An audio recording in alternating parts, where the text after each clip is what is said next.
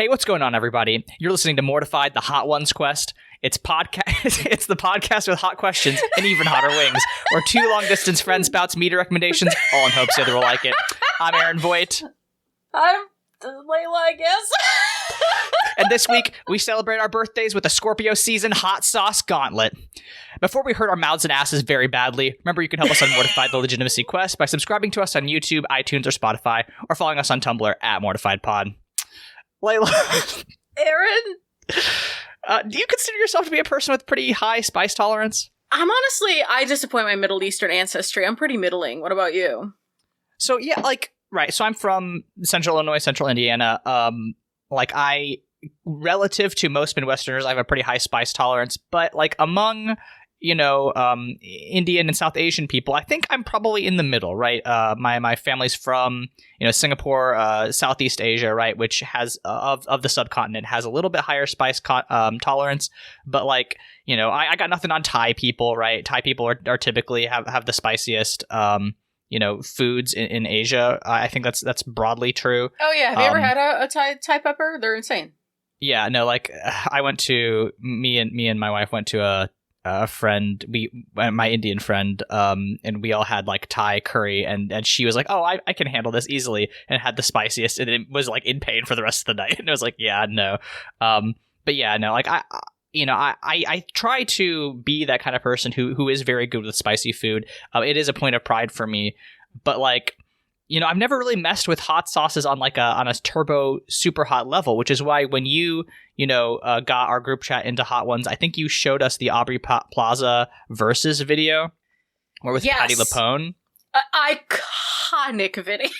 It's incredible. Patti LuPone is a certified hater. I love her so much. Yes, Patti LuPone would rather eat level 10 spicy hot chicken than apologize for what she said about Madonna, which is incredibly funny.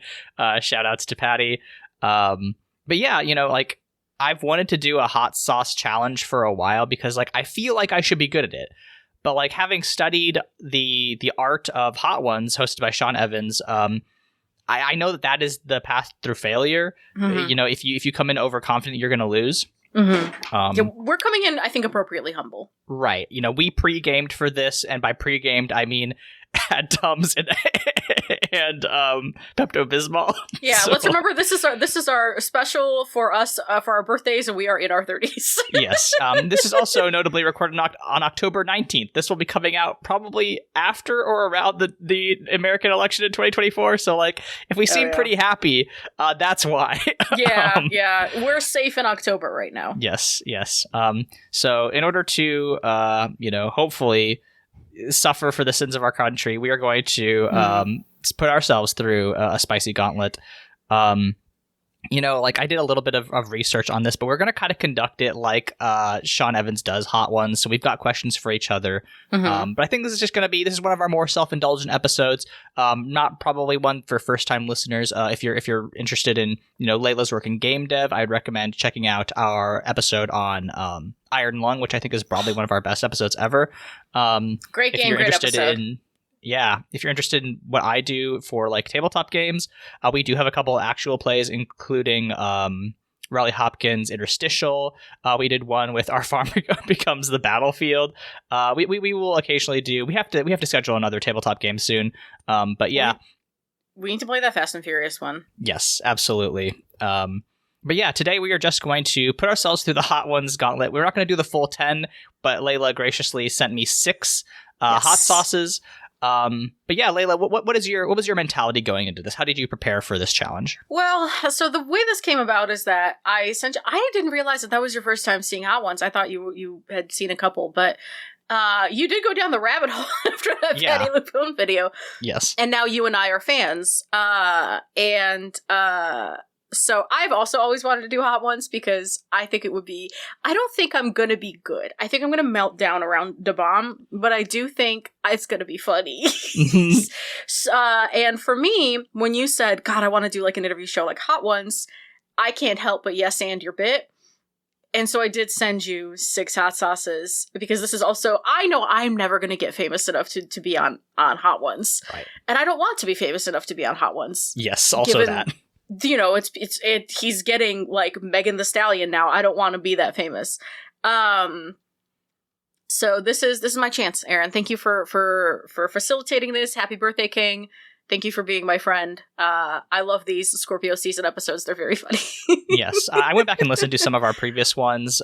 We've actually only done 3 previous ones because you were super busy working on Ascension last year. And I had just moved and started a new job. So this will be making up. Yeah.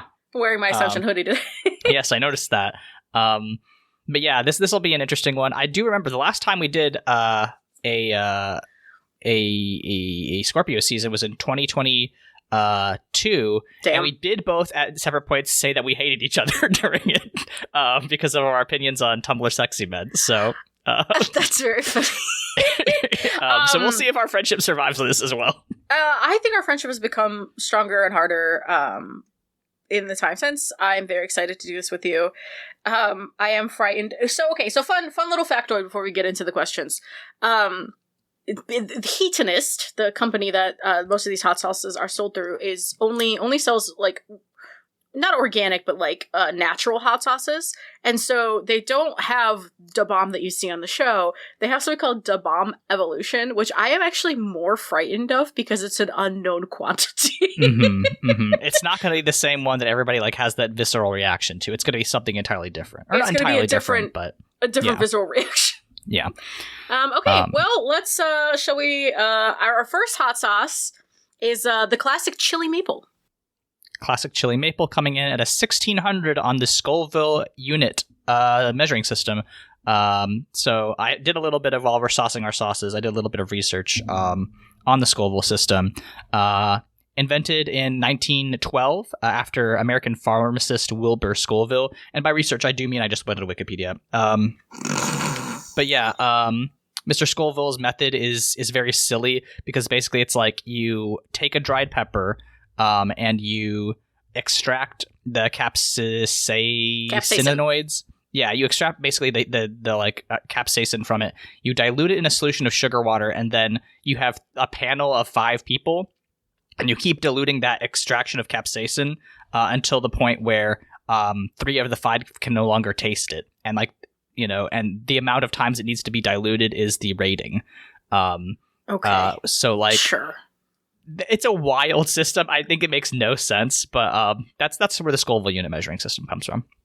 Here we go. Here we go.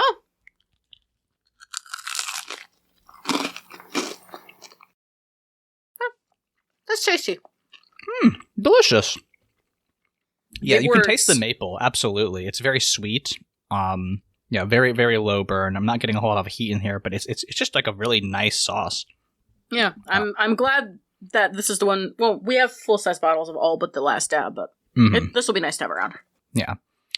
So Leyla, as a film school graduate and now hobbyist media critic, you've cultivated a unique appreciation for the medium. Fans of the show know about some of your favorite movies, such as Promare and Godzilla Minus One. But what's a film that you don't like but are impressed by what it's going for? A film that I don't like, but I'm impressed by what it's going for. I don't... See, here's the thing. If I'm impressed by something a film is going for, generally speaking, I find some kind of appreciation for it. When I think about films that I don't like, the first one that comes to mind is the fucking Joker. A film you and friend of the show Marty put me in a hostage situation to watch. And that's one of those things where I look at a movie and I'm like, okay, there is some technical merit here. I'm like, it is well shot. It's really well acted. Like, you can't, I don't like Joaquin Phoenix's performance as a matter of taste, but it is still like a well acted performance. And for me, like, I don't know. I have a hard time that if I think there's something about a movie or a game or whatever that is appealing to me in any kind of way, then I have trouble saying that I don't like it. I'll sit there and we'll do the thing we do on Mortified, and for 45 minutes I'll complain about it, but then I'll walk away going, oh, that was pretty good. Yeah, no, I think that's probably true, and it has certainly been the ethos of our podcast as we've, done it. This is our 5th year doing it. Crazy. And you can tell if you listen to our older episodes that like our opinions and beliefs on media and media criticism evolve dramatically. even our voices. I went back and listened to our first Scorpio season. We sound like us now, but we do definitely sound like younger versions. It's wild to see how time flies. We're younger. We're more. Our anxiety shows in different ways because neither of us are used to the medium. Where I don't shut the fuck up, and you, like, for some reason, we're a little bit withholding. Now I feel like we've evened out in a really big way, and we're, like, so much more laid back. This has been a really good project, so I'm always really happy to do this with you. Yeah, absolutely. Now Aaron. Yes, Leyla. I love fantasy role-playing, and I'm trapped in the nasty, nasty long claws of Gary Gygax and his dungeons and his many dragons. I could give or take combat, but I want to put my little pervert creatures in situations. Where do I start in the indie tabletop role-playing scene? I'm glad that you are taking the first steps out of Dungeons & Dragons. You know, it's the most popular role-playing game in English, but I think there's definitely better options for you. I would say that if you're like a new person to role-playing, and you're trying to put people in situations, I'm going to burp real quick. Hot. Very sexy. You're going to want to start with Bully Pulpit's Fiasco. I think that's a really fun system just to be like, hey, what if there were 3 to 6 very stupid people and they wanted to make everyone's life worse and you just wanted to see the drama in that. I think that would be a great option to start with. If you are like many people who are interested in tabletop games, a queer person, and you want to get into weird, messy relationships with also, keeping some of that fantasy, drama that you get from Dungeons and Dragons. I would start with, I'm thinking of Advanced Lovers and Lesbians, but I think that's the expansion. Hold on. Advanced Lovers and Lesbians, which is, of course, okay. I'm thinking of Thirsty Sword Lesbians. Great. Which is a Powered by the Apocalypse game written by...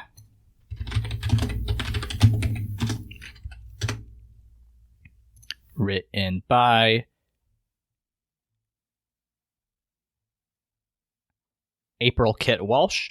That's a game that's going to really help you kind of get into that, like, you also have some combat if you like that part about D&D. But also you're going to be able to like do a lot of like weird situations. There's a lot of romantic and sexual tension. If that's the kind of thing that you like to do with friends, go off. But yeah, I think those are some pretty easy places to start. I also like to recommend Aaron King's Patchwork World if you really want something that's more freeform, but also does keep some of that fantasy stuff, but also kind of shows you what exactly you can do with alternative role-playing systems. Because, again, another PBTA game, but I think King's really got some stuff cooking there as far as just like the weirdness of tabletop games. So those are the 3 that I would start, newbies on. Thank you for the recommendations. Absolutely. Shall we move forward into our second hot sauce? Yeah, is that the smoked onion or the queso? According to my template, that is the smoked onion. That's Neil's real deal. This is a hot sauce that comes in at 17,000 on the Scoville rating, so we're jumping up pretty significantly. But yeah, I think this is going to be a good one. Let's take a look. Oh, she's a thickums. Oh, that's how I like them. I like my women like I like my hot sauce. Thickums. Thick and hurt me. This hot sauce refuses to leave the bottle. Yeah, no, I'm having the same problem. Oh, here we go. Alrighty. Taking a bite.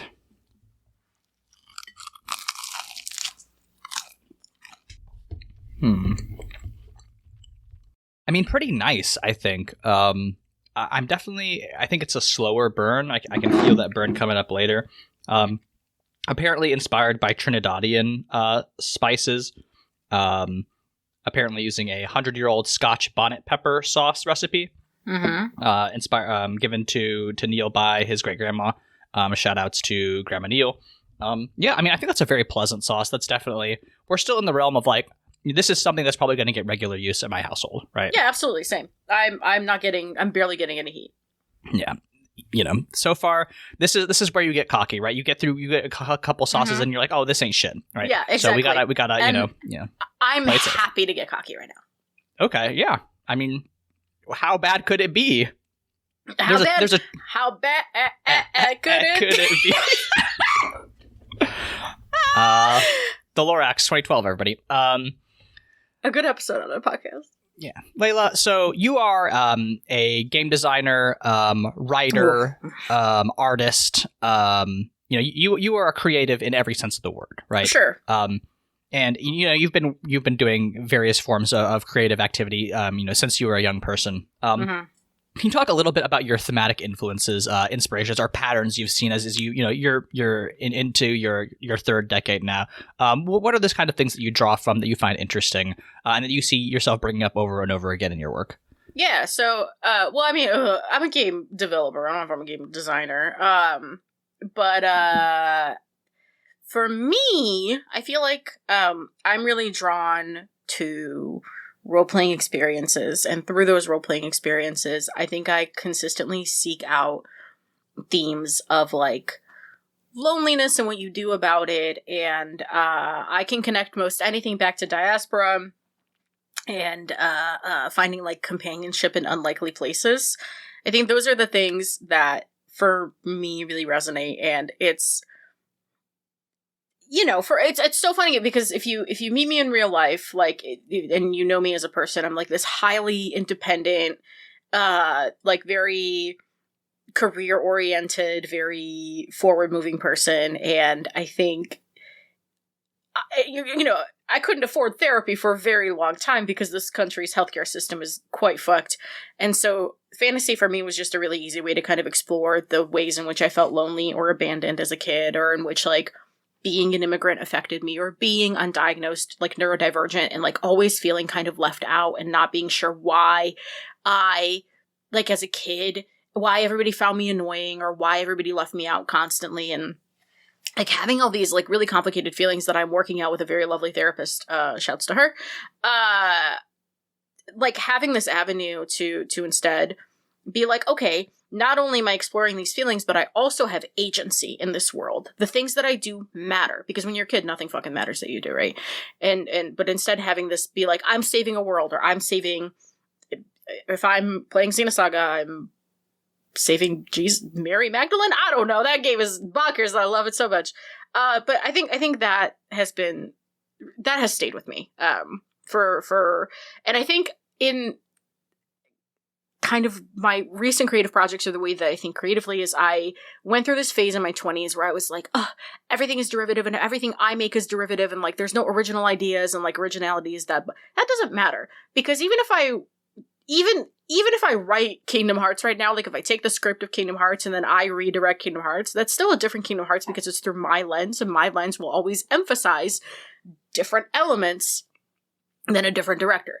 And that is true of any adaptation. So like it's, I don't know. I think those are my sticking points. Yeah. I think that's a great answer, and I think does make a lot of sense about what I know about you, and the ways in which you are constantly returning to those themes of like diaspora, of isolation, and making them your own, and hopefully connecting with other people through your work. So I think that makes a lot of sense. Thank you.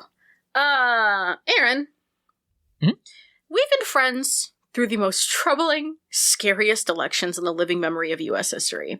In your essay about We Are But Worms, you spend a long time examining Hamlet through a communal lens, and even scold Claudius for eschewing responsibility for the king's murder by using the royal we at his first opportunity. What is our role in making this country what it promises to be without eschewing responsibility for what it has been? Thank you for bringing up my essay on We Are But Worms. I think that it's the actually, greatest TTRPG essay of all time. It is the best and greatest tabletop essay of all time. You should go read or watch that at AA Voigt on YouTube. That particular part about the royal we, I have to attribute to game designer Kara Assertion. That was their contribution. But thinking about the collective responsibility in the face of abuses of power. Right, I think is an interesting thing, and certainly not something that me, a near 30-year-old, is equipped to address. But I think it is just like, I fundamentally don't think we can exist in a world without states. I think that that's probably always going to be around, as as long as humanity is around. But like, I think we have to find that line between, you know, the state exerting its power and you know, cursing people in a bad way, which is a lot of the ways in which states extract power and resources. And I think we have to kind of push back on that, right? I think there's certainly ways in which the state, you know, can, you know, compel people to do things responsibly, right? When it comes to public health, when it comes to, you know, infrastructures and systems that, you know, make people better and safer, right? I think that is the ideal version of how the state uses its power.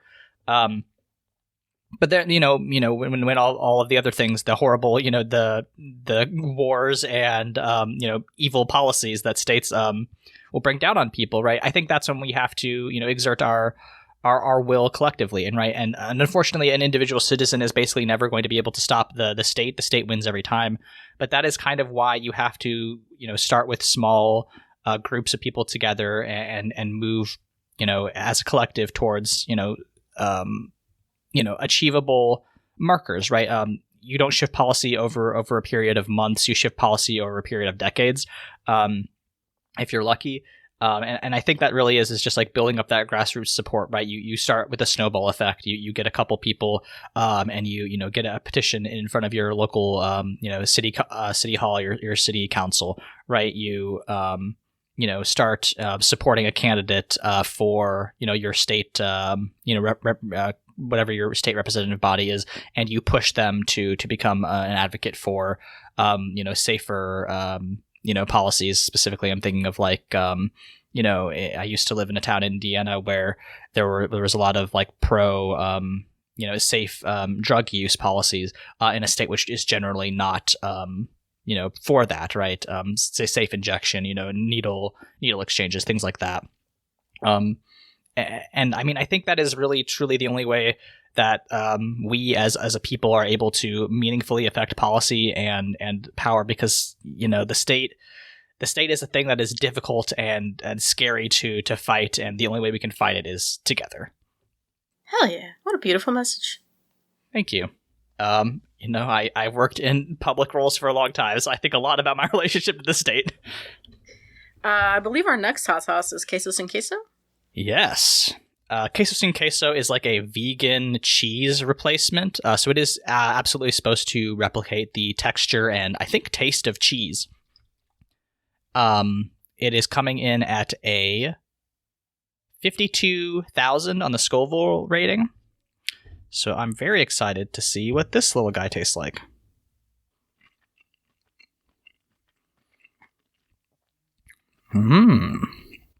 If you told me that had cheese in it, I would believe you. Yeah, absolutely. It does have like a very creamy texture that does have like a hint of that like cheese tang. Yeah, definitely spicier than the smoked onion. That builds. I can feel that building right now. Yeah, that builds. But it's a good feeling. Yeah, I like that. I would say this is about where I personally, I'm like, okay, this is about as hot as I want my spicy food to be, right? And we have 3 more. Unfortunately, yeah, we are halfway through, so I think the next 3 are going to suck really bad. All right, well, that's why we're doing this. But in the meantime, Leyla, you're somebody who I think prides themselves on their work, and specifically, I know this because I bought you a spreadsheet-themed mug. Mm-hmm. Spends a lot of time in Microsoft Excel. Can you explain, one, the most time that you've spent on a spreadsheet, what spreadsheet that was, and what about that format is so appealing to you? I like a grid. You know, I just like when things are laid out nicely. Okay, it's between 2. One is my perfume spreadsheet. So your wife and I talk a lot about perfumes because they're fun and they're a good time. And I have a spreadsheet that she has access to. It's 3 tabs. It is all of my perfumes that I own that are in my current collection that are either in like a travel or a sample size, or a travel or a full size. Then I have a wish list, which only has 2 on it, thank God. And then I have a graveyard, which is where I log all the samples that I get and any bottles that I run out of that I don't want to repurchase. And this spreadsheet has the name of the perfume, its price range, whether or not I think it's appropriate for like a fall winter season or like a summer season, or if it's good for any season. Its notes, what I think it smells like, because sometimes that's different. And then like I think whether or not it's a dupe for like a more expensive one, because listen, I love a Tom Ford smell. I'm not spending Tom Ford money. By the way, if you like a Tom Ford smell and you don't want to spend Tom Ford money, oil perfumes, is my bitch. So that one, and then, my work in progress webcomic that I've been working on for 6 years, I have the entire story laid out on a spreadsheet. Actually, I don't think you've ever seen it. I'm going to show it to you in real time. And then I just want your God's honest impression. Absolutely. Because it's kind of insane. And I would like you to describe it to our audience. Like what you see visually. Where is it? Oh boy. Wow. Okay, so only one sheet. That's not terrible. Mm-hmm. We're seeing a column that says A plot, B plot, right? We've got kind of a description of the overarching plot arcs. Uh-huh. We have a multicolored character zone. It's a timeline, right? Yes, a timeline. Yeah. This is all the big beats of what's gonna. I need to redo these. It's a lot. It's actually maybe a lot has changed. But the tricky thing about this is that in every single cell there is like a paragraph in the notes. Yep, there sure is. And then I have these, like, I track these key props, which actually doesn't even matter. Well, this one still matters, and this one's... Actually, no, these props do still matter. And then, my favorite notes in here are just, bitch? Question mark. Is this... I see crushes are for children. A couple cells later, am I children? Yeah, that's my main character's progression. For the 30 people that listen to this, the trick with my webcomic is that my main character is me 5 years ago and his sister is me now. And so this is me getting to yell at myself in my mid-20s for being a dummy idiot. And also, you know, it's just fun. Grandma Who is another great great note in here. Yeah, so I think I've spent also the most time on this one. Yeah, I mean, that's very funny to have a spreadsheet going almost 3 years at this point. That's really fun. Wow, my nose is already kind of running. I'm not ready for this next bit. I'm still chilling. There was a moment I got scared on Mr. Queso. On Mr. Queso there, but it's fine. Oh, fuck. In the first... Oh, I'm going to kick my cat out of my office before we keep going, because he's Bye, pissing me off. Bye! I love you. Bye. Bye. Bye. Bye. Bye. Bye. Bye. I kick you like the football. Bye. Okay. In the first chapter of Détente for the Ravenous, the theme of community returns. Julia, our point of view character, reads a sermon to her congregation, refuses to leave her post even after a stern warning from someone she deeply trusts is delivered to her in a way that she knows is serious, and despite her life-altering commitment to the commune she is part of, still hesitates to read the story encouraging fasting to a frail old woman. In your writing, how do you think about squaring the practical realities of life with the obligations of faith and the way in which even corrupt faith breeds community? Yeah, I mean, I think I'm glad you asked that question, because that is a lot what the first draft of Détente was about. Was much more about, like, you know, how can you love a faith even though it's corrupt? The second draft, while I think is better, does get away from that a little bit, but there are still touchstones there. Famously ex-Catholic. Like my hope for Détente was to be like, I think it's interesting to see how religion is both something that's like the most important part of many people's lives, and is also like evil and very dangerous for many people, right? You know, it's certainly happening in the United States. It's happening in India, currently under the Modi government. It's happening currently in the conflict in Gaza, right? Religion is a tool that is not to be used lightly, right? But also, I hope with Detente I could talk about how, like, just because you believe in something that is, wrong doesn't mean that it's not also helpful if you do it the right way. And like, I don't know that I get all the way there, right? Ultimately, the commune is not an organization that, even though it does have some, nice tenets, tenets that are about community and sharing and making sure everybody gets fed, it ultimately supports a regime, an imperial regime, where they literally turn you into monsters, and then use you to go blow up cities, right? But my hope is that, like, that what comes through is, like, just because, your religion is monstrous, you don't have to be a monster for it. I think that's the answer I would like to give. Hell yeah. And also Gaza mentioned, please take a look at Operation Olive Branch. A lot of fundraisers, a lot of folks need help getting out of that situation. All right, are we on the bomb or are we on the watermelon one? We're on the bomb. Alright, the bomb evolution. This is the one that I've been, like, genuinely dreading for the 2 months that we've been planning this. Yeah. This is the one that makes people cry. Fuck. Oh, that's a smell. That's a smell. A smell has wafted. So, I had a thought, and the thought has vacated once I sniffed the bomb. All right, King. Godspeed. I'm so scared. Oh, right away. That's disgusting. I'm going back for a little bit more. I'm going in my blue cheese.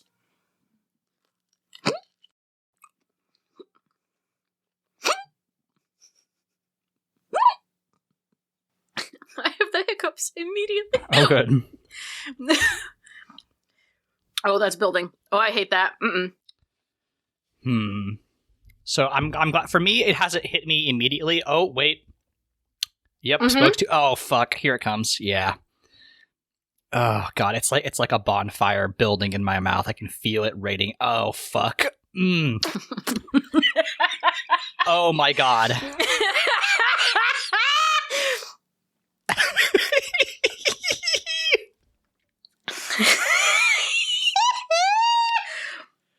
Okay. Okay, ask me your question, you fucking rat. Okay, Leyla. As I begin to cry. Well, I'm drooling. Yeah, okay. Longtime Mortified fans know about your love for the esoteric Xenosaga PS2 games. Obsessed with them. The lore of those games is pretty varied, drawing from both Jewish mysticism and Christian history. So, there's a lot of deep lore and a lot of deep lore, a lot of strange timelines going on in that game series.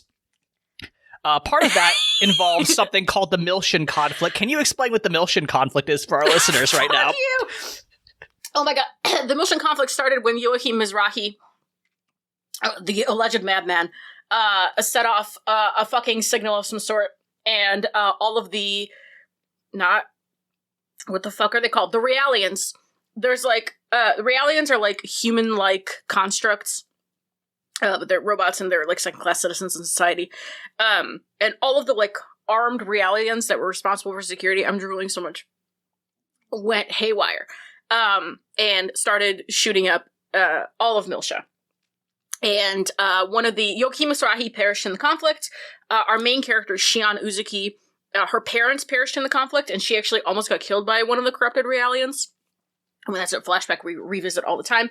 And Joachim Mizrahi's quote-unquote daughter, his daughter for all intents and purposes, also a little Realian named Momo, unfortunately has to understand that conflict through the lens of being raised by a mother who hates her because she is Joachim's daughter, and she hates Joachim for the Miltian conflict and many other reasons. Whatchamacallit, this also thrives. This also fuels when Cosmos, the robot that Shion built, who was half of Mary Magdalene in her, the first time Cosmos wakes up and goes haywire and kills Shion's boyfriend Kevin, who sucks. We hate Kevin in this house. If you've played Xenosaga 3, you know why. But that is her trauma is like revisited, but she continues to work on custom. So the bullshit conflict in and of itself isn't really all that complicated, like a bunch of just robotic constructs go really haywire, but its ripple effects are felt for many, many, many years. And also Milsha is like, there's old Milsha and new Milsha. New Milsha is the city you go to, and it's like your hub where you can go restock and stuff. Old Milsha is like abandoned and overgrown, and you go there in Xenosaga 2, I think. That sounds right. That was incredible. I am shocked that you're able to deliver that with such composure after the horrible, horrible sauce that... It just tasted bad. See, I didn't get much of a taste. Maybe that's because I have weird taste buds. But yeah, I am just in incredible pain right now. Great. I'm going to make you explain that, Graham. Thank you. Okay, I am thanks. DMing you a picture, would you please, from your Instagram, would you please... This was taken in 2014. Oh, fuck. Would you please tell me why you were at this place and what you were thinking when you took this snap? Oh, God. Okay. Excuse me. This is a picture from my personal Instagram, which is not public.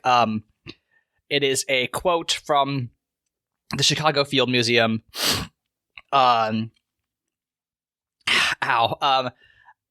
must have just been there. I think it was with I think I was on a trip with some of my college friends. We all went up to Chicago, and yeah, there's just like this spread from the Field Museum, and it like has a bunch of like very colorful photos of various plants and animals. And there's a Charles Darwin quote from "So simple a beginning, endless forms, and most beautiful and most wonderful have been and are being evolved." I don't know, right? Like, this is me 10 years ago, so I'm 19 years old. Slightly more of a dipshit than I am now. And like, this is me like in the middle of.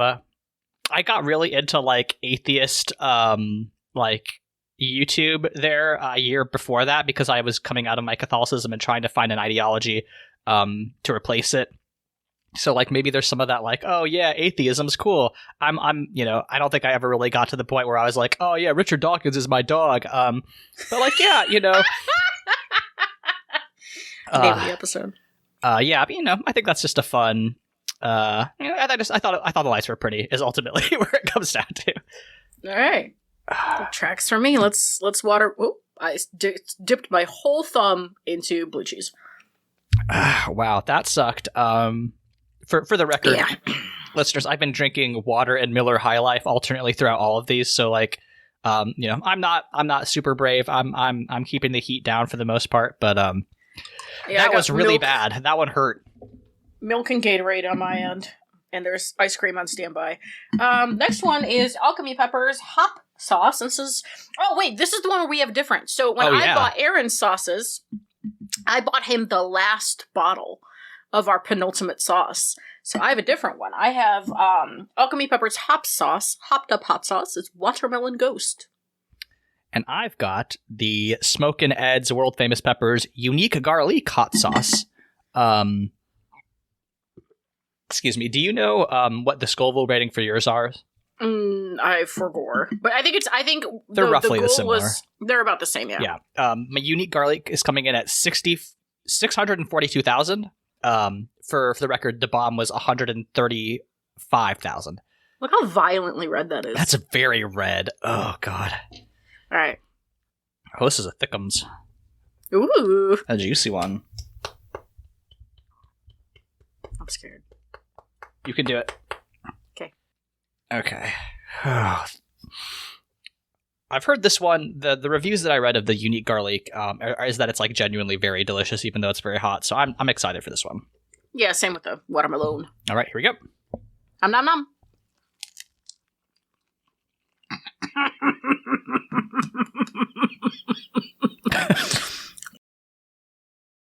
So far, this was pretty nice. I don't know if I've told you this. I can't taste garlic. It's just a weird part of me. Like I can eat a whole garlic clove and like not taste what the garlic taste is. May have to do with the fact that I like bonked my head on my sister when we were playing on a trampoline when I was 10. I've always attributed my like loss of smell to that. I feel like maybe it affected my taste buds, but yeah, no. This one's not so bad. I think it's like building in the back of my throat, but it's pretty good. Mine's building on my tongue. So I've got kind of a twofer. Mine will also be an Explain That Graham, which I'm going to send to you via our chat right now. This is taken from your Instagram, Leyla, but would you care to explain this picture of you apparently at GDC? Yes. So it's a picture of me. I will say slightly unflattering, and I think my friend could have done a little bit better job, but it's okay. I'm wearing a what I consider business casual, which is to say my hair is oh my god, my hair is pink, and it's moving to my lips now, and I'm drooling so much, and like a checkered pleated skirt and a big pink blazer with a brooch on it, because I'm bringing brooches back. That's my goal as an adult woman. And I'm standing in front of a very delicious restaurant, and I'm kind of gesturing with both hands to a sign that says "Beware pickpockets and loose women." I thought the sign was very funny, and this was like a really nice beignet lunch that we had on our last day at GDC. We went with like our whole group of friends, and I don't know, I just thought that sign was really funny. Because, listen, I, as a person, am like a goody two-shoes, and am not a loose woman. I'm a very contained woman, I would say. Actually, not even a woman, but you know. But I don't know. I thought it was really funny to have that sign on that street in San Francisco. Because I think it's funny to play act as if I were a loose woman. Alas, I am not that brave. Yeah, I like this picture because it does encapsulate, fun parts of your personality as somebody who, could definitely put on a persona, but was also very business oriented. Thank you. And, it made me think, you've had quite the career trajectory already, from working at an exterminator's office to, doing... God, I forgot you knew me better. To doing, paperwork for a firm loosely associated with Ted Cruz. Oh yeah, Ted Cruz's. Some of Ted Cruz's staffers have my phone number. Yeah. To now where you are a professional full-time game developer at ZeniMax Microsoft. That's true. How do you think, when you were a young person, immediately after graduation, you are nearly 10 years out from graduation at this point. How do you think post-grad Leyla would react to where you are now? So I'm actually 7 years out from graduation. I'm 10 years out from flunking out of my major. And so when I flunked out, I first of all flunked out for mental health reasons. That school was really bad for my mental health. A lot was going on. I was in a bad place. And so when I moved home, I realized I couldn't be at home for very long, and then I moved to Texas. And I moved to Texas because if you wanted an animation job, which I had gone to school for animation, you either went to New York, LA, or Texas. And I just bought a car, so New York was out. I hate LA. No offense to LA. And so I moved to Texas, and Texas is where I worked at that pest control company. It's where I worked at that place where, fuck Ted Cruz, bottom of my heart. But it is where I had to interact with his staffers once or twice. Because he gave a talk or something. And I remember as I would drive to work from my apartment in North Austin, I would pass the ZeniMax office. It was this really big this really tall building off the 360. And it says ZeniMax on it in really big letters. And I remember I would just sit in my little blue Honda, and I would just will myself. I would just be somehow I've got to get in that building. Somehow I will work there. And I have said this multiple times to my coworkers. I think it is bonkers. I really wanted to work at Arcane. Arcane was my dream company because I love Dishonored. Corvo Attano's head is behind me. And I actually got hired at ZeniMax a week after Arcane was shut down. And I tell my coworkers, who a lot of them are from Arcane, I'm this is a really weird way to achieve my dream, where it's really bittersweet that Arcane is gone, but I get to work with a bunch of Arcane people now. One of the people I work with really closely is a former producer from Arcane, and he is an incredible person. an incredible producer. I'm so like honored and happy that I get to work with him. And actually on Friday, his internet went out and he went to that office. And so I was just sitting there and I was like looking at him in that office. I was like, wow, this is insane. And I think it's funny because you read me my resume a month and a half ago, and it was such a weird experience because it was just like, I felt like I was getting scolded, but lovingly, because I do too much. But not until having my resume read out loud to me from someone else did I realize like, oh, I have been like for 8 years, that feeling of like, okay, I flunked out, but what's next has dogged me. And I've gotten to the next. I've gotten to the place I wanted to be. And I can actually slow down now. And I think I don't want to be beholden to the opinions of a deeply mentally ill 20-year-old. I think that would be bad for me. But I do think that at the very least, that mentally ill 20-year-old could exhale and be like, okay, no, we're gonna get there. It's gonna take a while. But we're going to get there. And then I think she would get even more mentally ill, and then she would be like, but we should get there faster. And then things would go south for me. I think that is maybe the best place to find yourself, is like at peace with who you used to be, but also maybe they would be proud of you. Oh yeah, well, so I used to be I was also raised in the Rust Belt. I used to be a little shitheel. I'm reading my questions out of order, so in your essay examining Spire, you call out the Garden District in the city and how fantasy often leaves critical resourcing unexamined. On this podcast, we've also talked about how sometimes too much detail kills a story. When do you decide that a world has appropriate depth to require that kind of resource planning? I mean, it depends, right? Like, excuse me.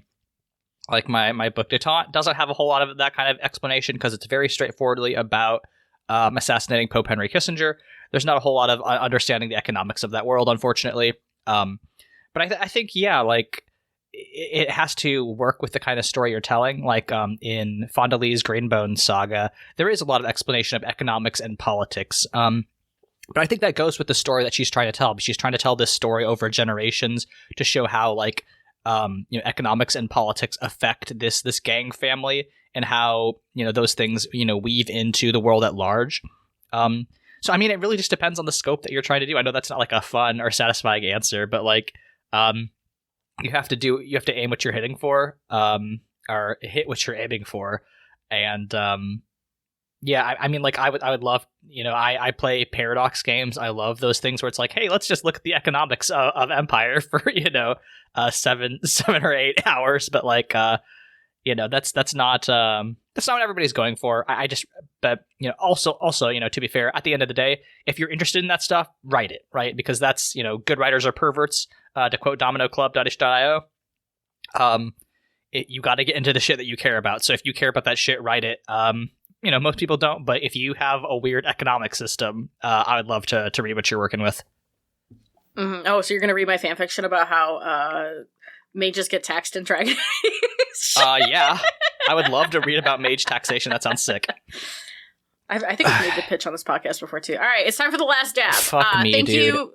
Thank you so much, Heatonist, for mini bottles of the last dab, because now I can torment local friends with it and not have a full bottle of the last dab at my house.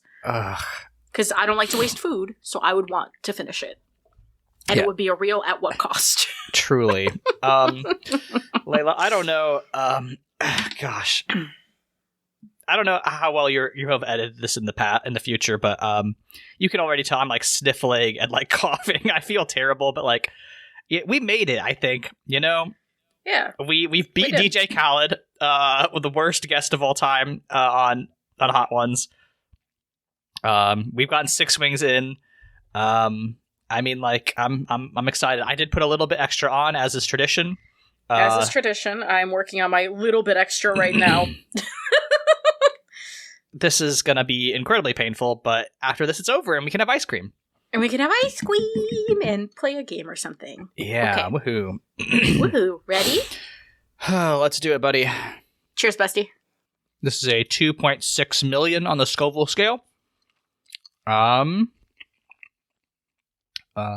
yeah, I'm already feeling like a sharp stabbing sensation at the bottom of my tongue, which I hope will continue to build. Yep, great, awesome. We're doing so good. Okay. Final question for you, Leyla. Mm-hmm. You've already talked about your long-running project Astral Heart on this episode, but it's a work that you've had going basically as long as I've known you. Can you share with your the audience on Astral Heart's various iterations and how your process and beliefs about the work have changed over the years? Yeah, it's been backburnered for a long time because of aforementioned girl bossery. And so the work has changed in that it has actually scaled down pretty dramatically. And because before it was this like big epic wild goose chase and across like many cities, and I was like working things out like economy and how magic works and whatever. And I think actually over the course of doing this podcast, I've really grown to appreciate vibes of storytelling. And through showing you movies like Promare and kind of revisiting movies like Thumbelina, I was like, oh, my favorite stories are actually pretty vague. And that's okay. Like, I'm fine with that if it's vibes. And so that's changed a lot.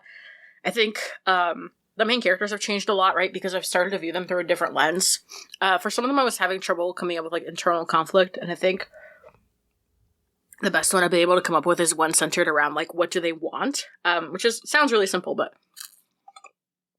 the fact is that my main character, because like I said, he's me 5 years ago, has tricked himself into believing he wants for nothing. And he is fine that way, and he doesn't need to interrogate that. He is a vessel for the state. He is a vessel for the crown. He is fine. He doesn't need a thing. He can just be miserable and alone for the rest of his life, and then he'll die, and that'll be over. Which is how I used to feel when I was suicidal but didn't actually want to kill myself. So yeah, I think that, and then like in terms of my beliefs in my work, I think I've definitely embraced a finished, not perfect, because I used to be like, I wrote like 20 pages of it, but they were like not good because I was trying too many things, and I think I want to shout out Devin Corwin, who I take classes with, and like am part of his like art server and his like art school, who has really like reshaped the way I think about art and reshaped the way I think about teaching in the fact that like whenever you're creating something, you want to interrogate the why. And I think I've spent so many years now, because I've backburnered this project for so long, interrogating not only the why behind the story, but interrogating the why behind how I want to draw, that I've come to terms with my art style, and I'm much more at peace with the way I draw, and I think I'm like ready to start working on it again, which I have been in the background. I've got a couple pages finished, and like I'm just gonna do the first chapter and then just like slowly release it while I work on the second one. So yeah, this is a project that's been with me for a really long time, and I'm really excited because I think it's a story about a 25-year-old burnout who, more than anything, is repressing his own will to live. And the way he is going to get over that is by, this is like a Matryoshka doll of a story, because the main character is me, and then the main character is a mini-me. He's gonna do it by rescuing a teenage girl from herself, and from her, because the way he deals with grief is internalizing it, the way she deals with grief is externalizing it. And those two forces are in conflict. Will it be as masterful as a narrative foil as She Who Became the Sun? Absolutely not. We do our best. Yeah. I don't even know if I answered your question. I just kept talking through the pain. I think that was good, and I think I'm really excited to see what you do with Astral Heart. So, thank you for sharing. The name will change because the Astral Heart used to be an object, and it's not an object anymore. Sure. It doesn't exist. Aaron. So, in our discussions, you have said before that one of your goals as a writer is to fundamentally change a teenager's life, and to make them annoying in the way that Tim Burton makes people annoying. In your design work, though, what does that actually look like for you? What does it look like to design a game that fundamentally changes the personality of a teenager? Like, what is the experience? My game design mentor asked like about a play session at, I can't even talk, it's fucking fuck sauce.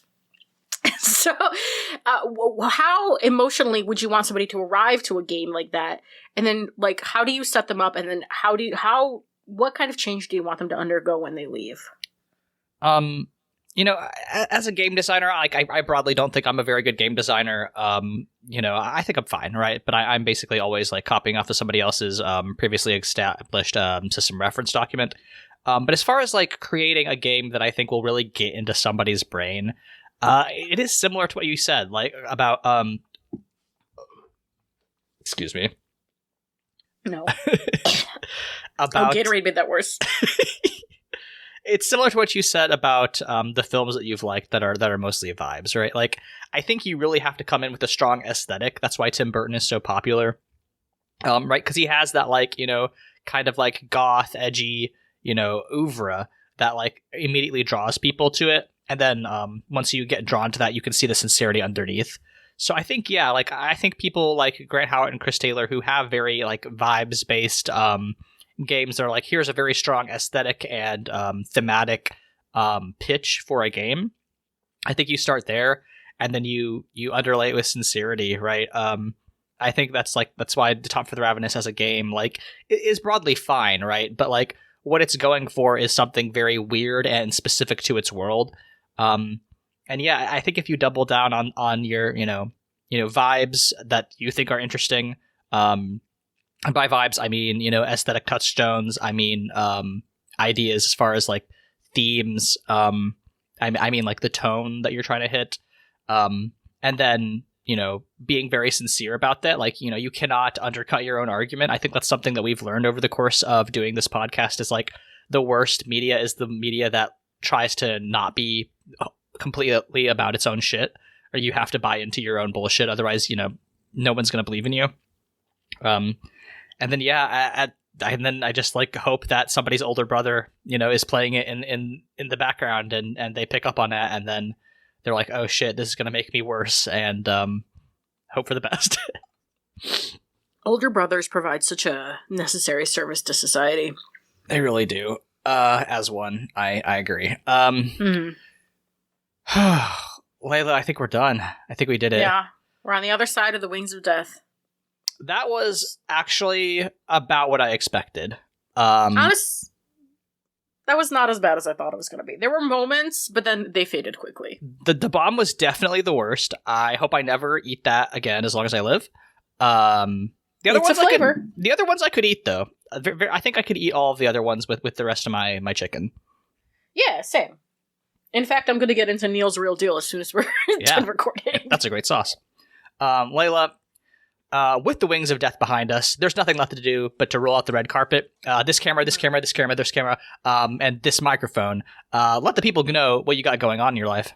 You can find me at LEYLSCS on Blue Sky and Tumblr. I am currently playing Metaphor Refantasio. It is eating my entire brain and my personality and my time. I'm going to start porting my essays over to Medium. Working on Astro Heart. That's about it. I'm excited for an extended winter break. Aaron, what about you? You can find me on no longer Twitter. I don't think I'm going to be on Twitter very much anymore. Excuse me, but you can find me on Blue Sky. Excuse me. You can find me on Blue Sky. I forgot you've been on Twitter this entire time. Yeah, it's not great. You can find me on Blue Sky at AA Voigt, YouTube at AA Voigt as well, where I talk about tabletop RPGs and do video essays on them. Our theme song is Obsolete by Keshco. God. Our theme song is Obsolete by Keshco from the album Filmmaker's Reference Kit Volume 2. You can find more of their music at keshco.bandcamp.com. Leyla. Thank you for doing another Scorpio season with me. We will see everybody next year. Do you have any closing thoughts? No, bye. Bye.